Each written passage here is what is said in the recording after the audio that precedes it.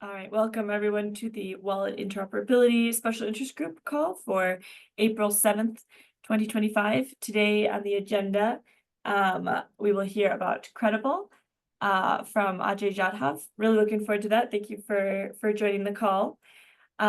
We are recording this call. It'll be posted on the meeting page later today. We are following the Linux Foundation Antitrust Policy and the Open Wallet Foundation Code of Conduct. Let's see. In terms of some quick announcements, for the next call, we will hear about Multipass. It's an OWF project of Android libraries and reference applications for working with real-world identity from David Zuthan and Troy Kensinger of Google. So please join us for that next week as well. And let's see, in terms of other announcements, Sean, you mentioned one that there's no Akapai maintainers meeting tomorrow because of because of IAW. Let's see, are there other announcements that anybody wanted to call out?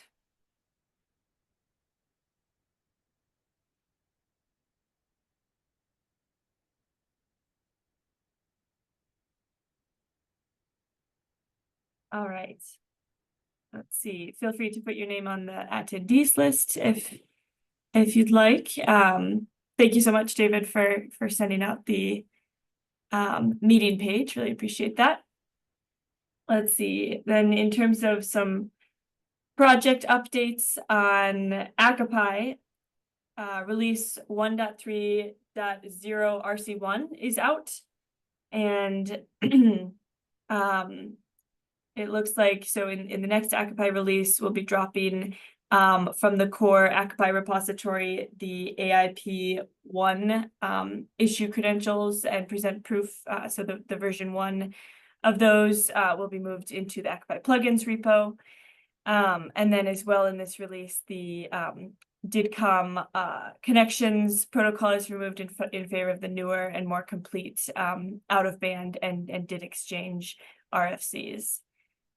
There's continued discussion on what should be in the criteria for the 1.3.0 release, and some changes were merged in for an Akapai Helm chart. So good stuff happening there.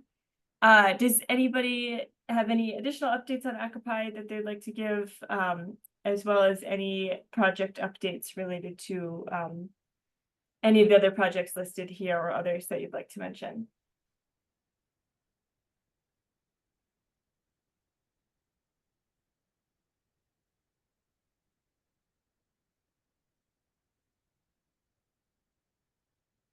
All right. And then lastly, before we passed over for our presentation, are there any introductions that anybody would like to make? Anybody who's new to the call who would like to hop off mute and share a bit about their work and introduce themselves? Feel free to do that now.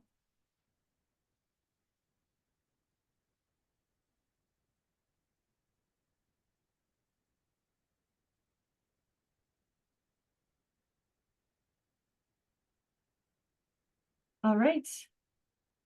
With that, unless there are any announcements or anything anybody would like to share, I will go ahead and pass it over to you, Ajay. Thank you so much again for joining us to present. Thank you, Shar and Sean. I hope I'm audible and I'm going to share my screen. You sound good, AJ. You should have no problem sharing your screen. Go right ahead. Yeah. Looking good. Go. All right. So, hello everyone. My name is Ajay. I work with Ironworks, and we are going to jump into CREDEBL introduction and the roadmap. Of course, we're running under the Linux Foundation antitrust policy.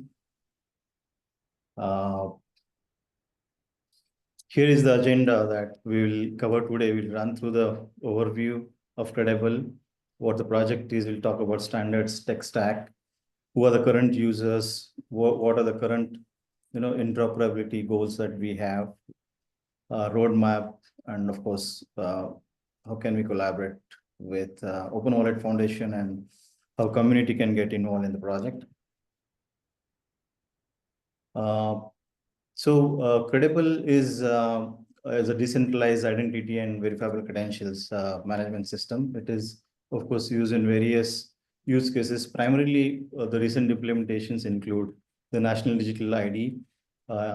Apart from National ID, there are implementations around academic credentials and for digital credentials, travel credentials as well. CREDEBL is DPG, Digital Public Good, which is endorsed by DPG Alliance. The notable implementations also include other nations like Papua New Guinea, which is a pilot implementation for national ID. And of course, SaaS platform of Ironworks called Sovio. A little bit of history about CREDEBL. It was developed by Ironworks team, and before contributing to Linux Foundation Decentralized Trust, it was open source in August 2023.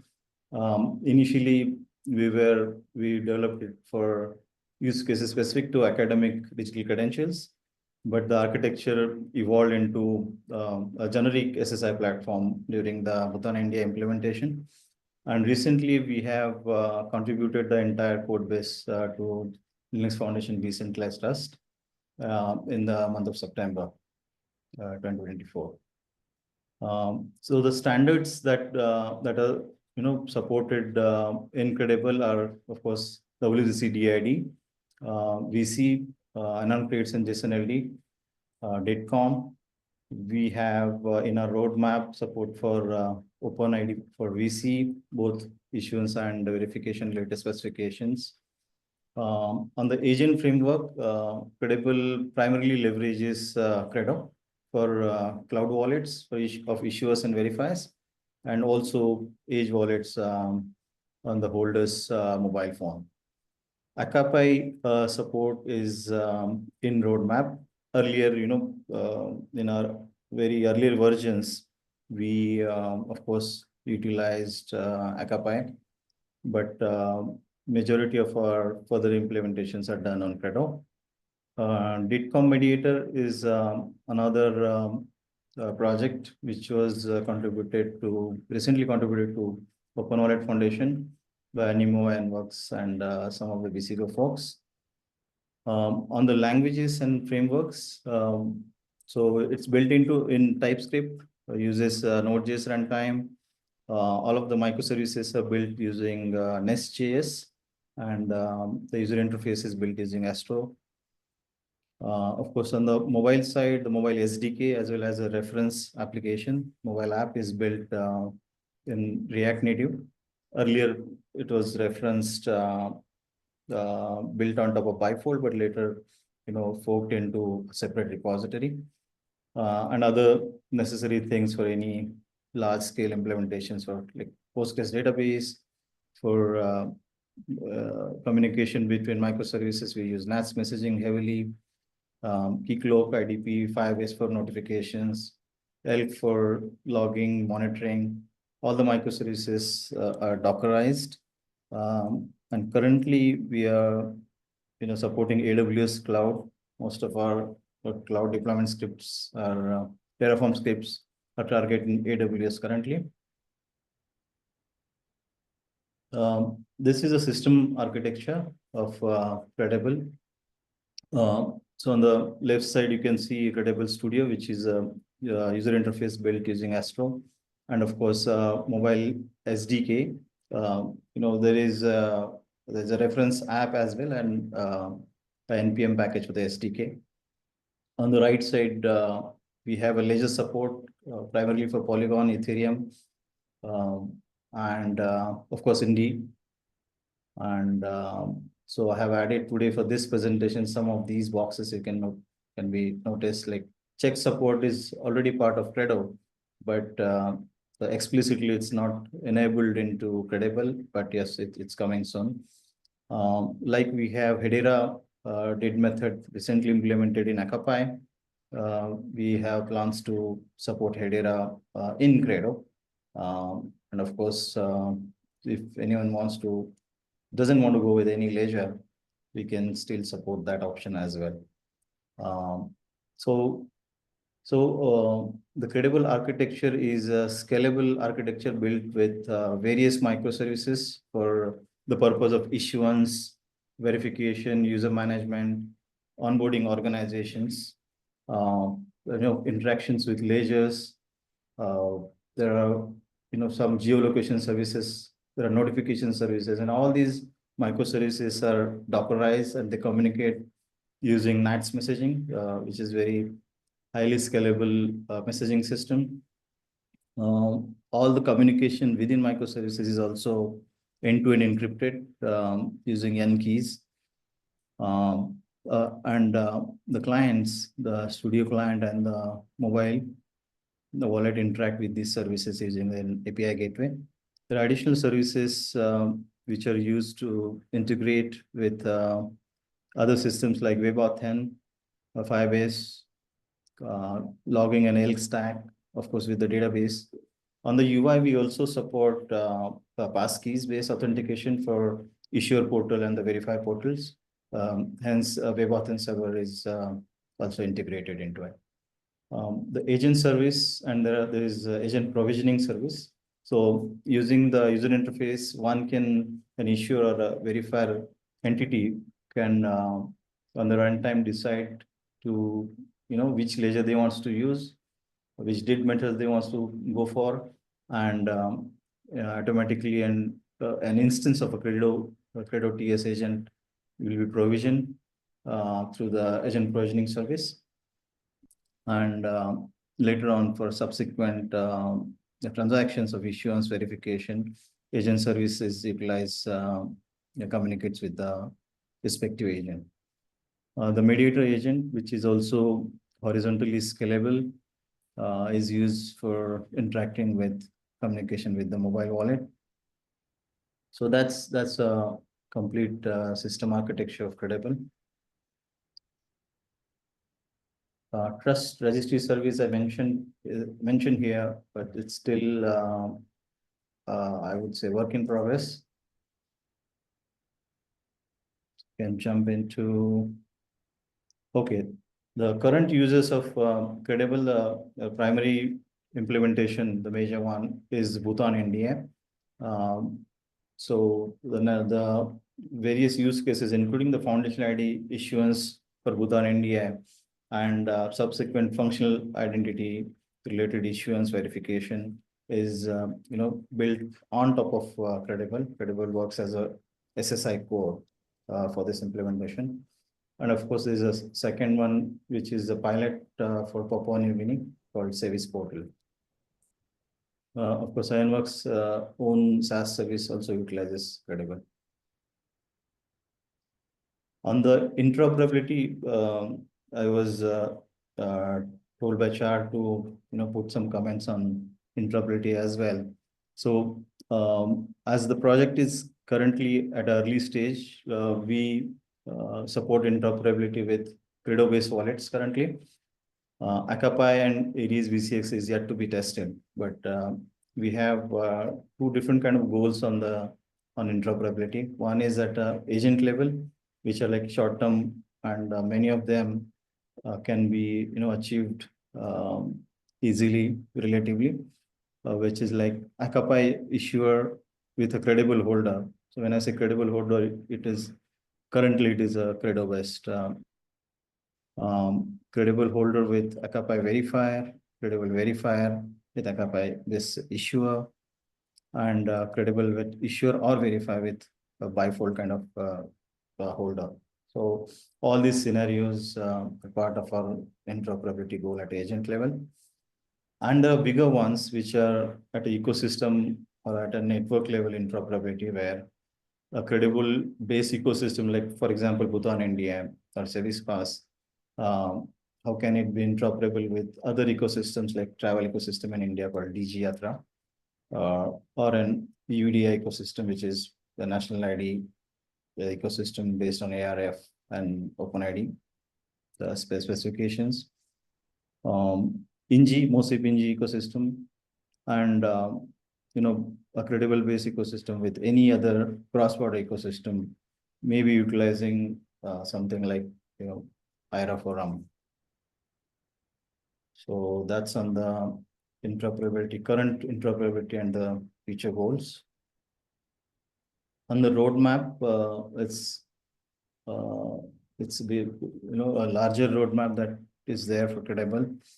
Currently, primarily scaling the mediators and the agents, specifically talking about improving the session management in Credo and Mediator. So there is some work going on. We also wanted to have support for external KMS for key management, like cloud-based KMS. There's some work which has been already done on message pickup repository and NDCO socket doc. We are trying to also test and integrate and test with that, primarily for improving on the scaling part. So the second big one is in the roadmap is support for OpenID for VC for issuance and presentation specs, and support for formats of SD JOT, JWT, VC, and MDL. Revocation is almost we are completed with revocation implementation using W3C status list, and most probably it will be released in the next month. Trust registry, we have done some previous work in the last year on the trust registry based on TOIP spec. It is currently in development. We have support for checked, as I said, already built into Credo, but we have to enable it in terms of the APIs. Hedera did method is a new one for Credo, so that's in the roadmap. Cloud wallet, some work has been already done, but we are looking for cloud wallets for holders based on some of the customer requirements.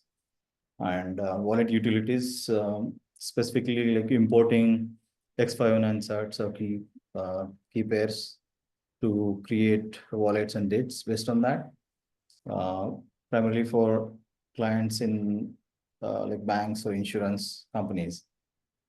And other utilities like exporting an existing wallet from a shared agent and importing into dedicated agents, as we have come across some of these scenarios during the scaling situations. The roadmap also extends into other non-SSI related features like support for multiple cloud providers apart from AWS. We also wanted to provide support for OpenShift and Google Cloud and Azure. There is one dependency on the AWS, which is S3. So we wanted to get away with that hard dependency and provide a cloud agnostic storage service called similar to Min.io. On the deployment side, we wanted to, the current deployment is little cumbersome for newcomers. We wanted to simplify it, kind of a one command or one click deployment using some kind of a CLI experience. And for the microservices, since they are Dockerized, the current size of the images is little large. So we are experimenting with options like unikernels, which is also for for evaluation under the LFDT mentorship project. And of course, with all these, there are certainly improvements needed in the documentation, which is also another project for current LFDT mentorship. So that's of course large roadmap for CREDEBL. With Open Wallet Foundation, we're looking for collaboration on, of course, on the wallet interop related testing, and also wanted to explore if there are any, can we think of similar interop profiles like Aries interop profiles for ecosystem level interoperability. Yeah, and we have recently set up an open community call, which is a weekly call, which runs on every Wednesday. The time zone is it's in the 12:30 in the Indian time zone. Of course, it's not suitable for others, but yeah, based on the interest, we can think of creating another call. So there is a Discord channel created, so you can look for CREDEBL channel. There is a GitHub link given here. And of course, the very initial level documentation is ready. It also talks about how to contribute, so you can get more information on how a new developer can get onto coding and fixing issues. So that's about it, and we can open for questions.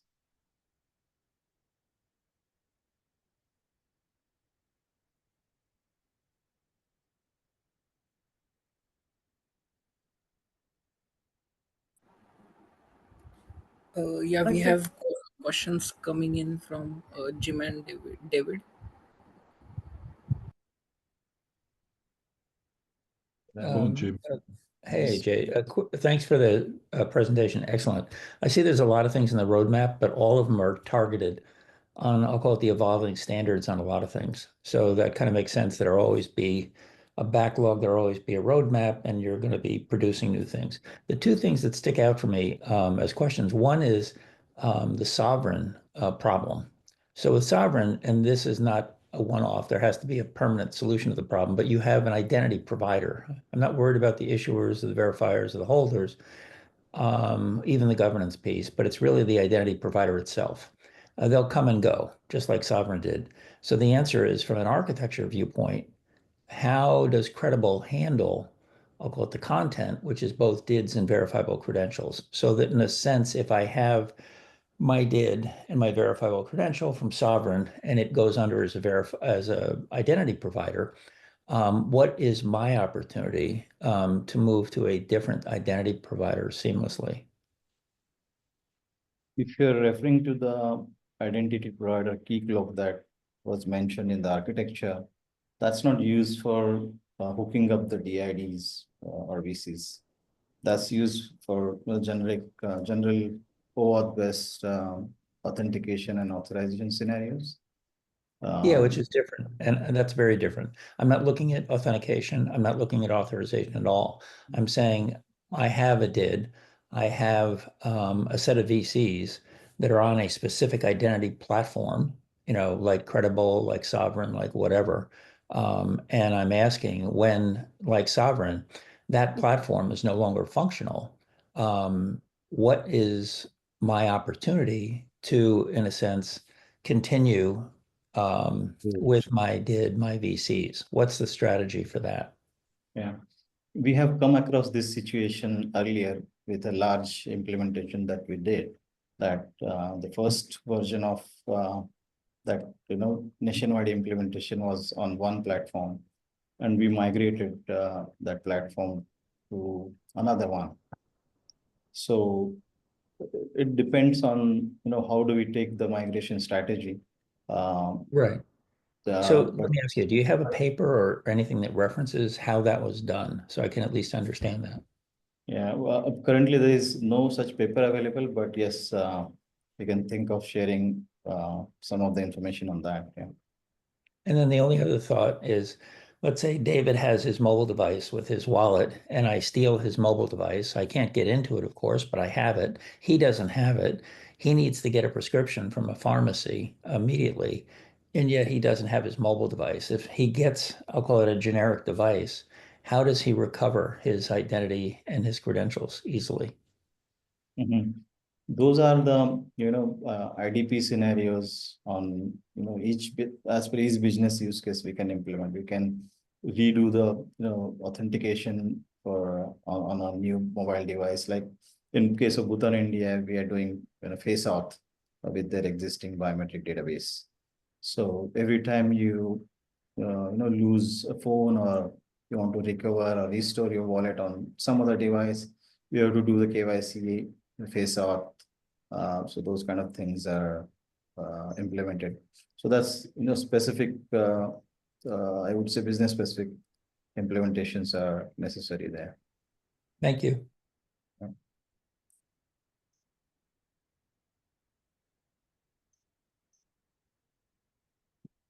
See if there are any other questions. I was going to ask, what are your priorities in terms of scaling and adoption? Which target markets, sectors, ecosystems are you particularly focused on? The current targets are like, with CREDEBL, almost like out of 1 million, 30 to 40% citizens are currently onboarded. So I would say 300,000 to 400,000. The current scaling target is to reach to 1 million citizens. Support for 1 million citizens, and then of course progressively grow. Okay.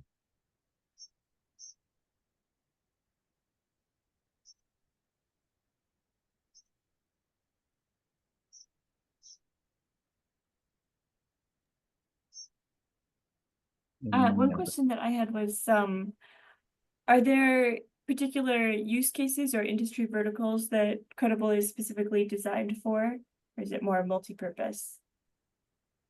Not really. You can see the current use cases, two of them are like the national ID use cases, but there are other also, like we are supporting like digital travel credentials. So we also implements CREDEBL for various customers for academic credentials, like degree certificates, transcripts, and all that. So it's really a generic SSI platform, I would say. Yeah, cool. Thank you.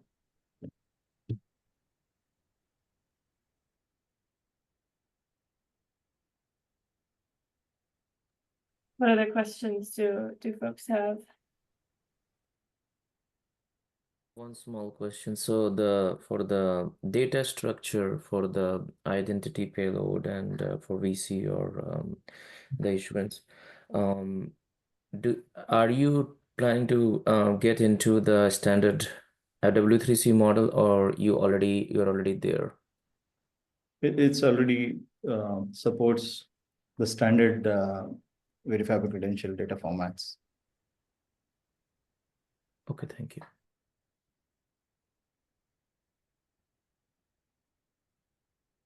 All right. I've got a question for the CREDEBL team. When you're looking at the work that you're doing, particularly with government ID programs like with the nation of Bhutan, do you spend time working with that government or your clients on the ecosystem building side of this? It's not just building the system and giving individuals a wallet and giving individuals capability of connecting to it, but there's also everything outside of what the government services are. How do you work on the ecosystem, or do you work on the ecosystem side of that equation?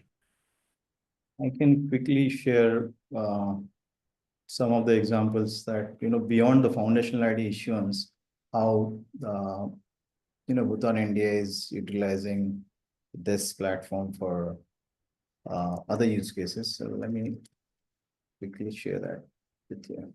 Yeah.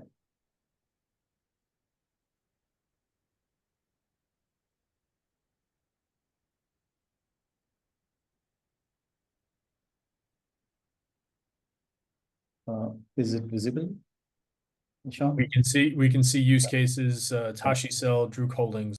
So these are the various organizations within Bhutan, like Tashisel, DHI, and most of them are utilizing it for passwordless login primarily.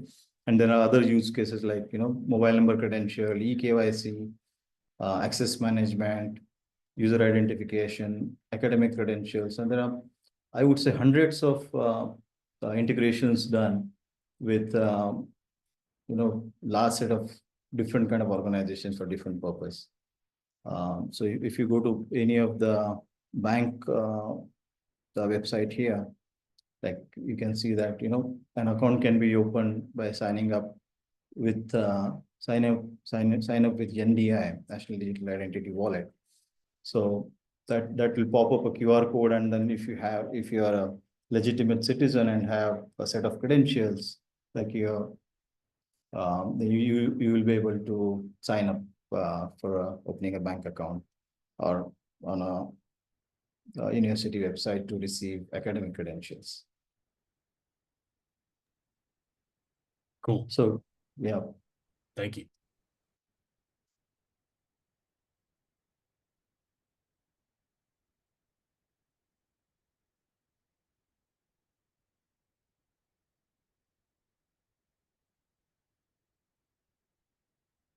Okay, so I can answer further questions on the chat separately, or you can reach me on Discord. Thank you so much, Ajay. This was a great presentation. Really appreciate it. Are there any final questions for the call?